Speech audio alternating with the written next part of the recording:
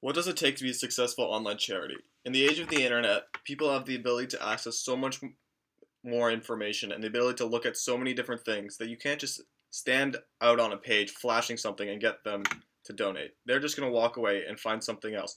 How can how can a organization stand out and make someone want to donate to them?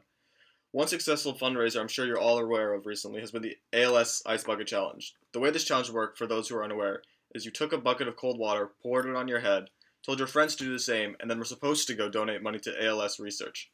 Whether or not you thought this fundraiser was silly or if it was just a bunch of people trying to be popular or follow the crowd, the numbers don't lie. This fundraiser raised $115 million in the summer this year. Compared to last year's numbers, this is a gigantic increase. And while it might not be exponential as the graph likes to claim, it is an amazing accomplishment for the organization. However, what do they do with this money? This money goes to ALS research. There is no such thing as ALS treatment or cure, and no cures for ALS at the moment either. So what does this mean? It means that even though they managed to raise so much money, there may not be any direct effects for it for some significant time. People like Stephen Hawking, or even those with milder cases of ALS, will not see rewards from this anytime soon. Another charity event that takes place on the internet much more frequently is the Extra Life stream. Extra Life is an organization that is run by a bunch of gamers on the internet who all set up pages and ask their fans to give them money, which they will then send to the Children's Miracle Network. They send all the money minus what it takes to run the servers for the event to the to Kids Miracle Network. While over 4 years or 5 years, the Extra Life has raised significantly less money than the ALS Ice Bucket Challenge managed to raise in just one summer. Extra Life does something different with its money. Instead of sending it to research for disease, they send it directly to the Children's Miracle Network. Children's Miracle Network basically pays for operations or helps kids who are in the hospital and need money to get through an operation. It helps them get their operation done. While this kind of charity has direct effects on someone's lives, and you can feel like you're doing something good.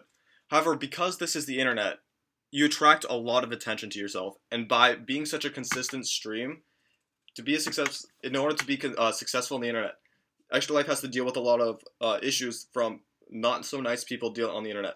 During their last year's event, their website was DDoS, so basically someone took down their website and no one could help them out. FreeRice.com is another charitable organization on the internet. While they haven't been doing quite as well as they used to, the website works by basically you answering a bunch of multiple choice trivia questions or on any subjects you felt like. And for every question you got right, 10 grains of rice were sent to help people through the World Hunger Organization. As you can see, the amount of money that has been, or the number of grains of rice that have been donated over the past few years has decreased significantly, especially since 2008.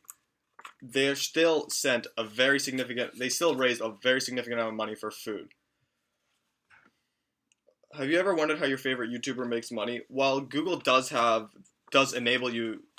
you the ability to monetize your account, that's often not enough for some smaller YouTubers to get there, to make it by, or make YouTube their primary profession.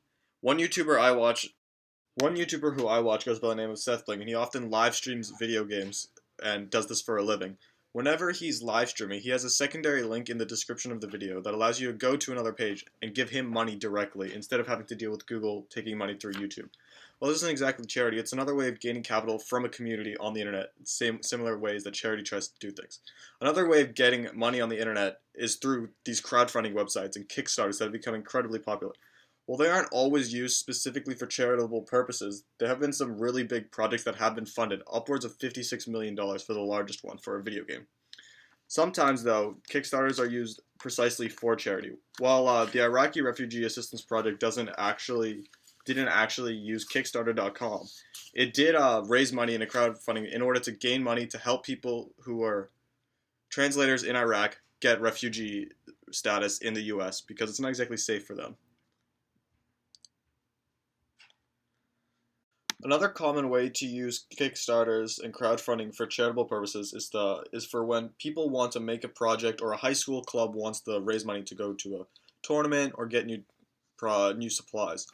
This is a very charitable use of Kickstarters, and it's a way of people reaching out and saying, hey, look what we can do, can you give us money? In order to be a successful charity online, you really have to try hard to stand out. With a single click on a Google search bar, millions of results are returned to you. And who has ever gone past the first or maybe even second page of results when looking for something?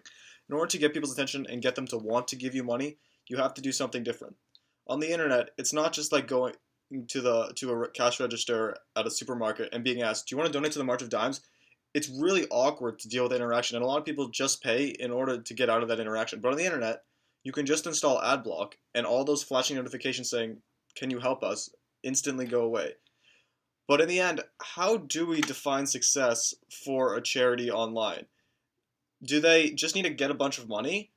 If someone takes your money and runs with it, was that a successful charity event? They didn't return anything to you. Does that make a charity? Or do they have to do something with that money? As huge as the ALS Ice Bucket Challenge was, do they count as a successful charity event?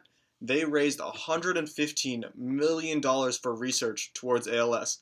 But in the end, maybe 10, 15 years down the road, if they have nothing to show for that research, does that mean the ALS Ice Bucket Challenge is a failure?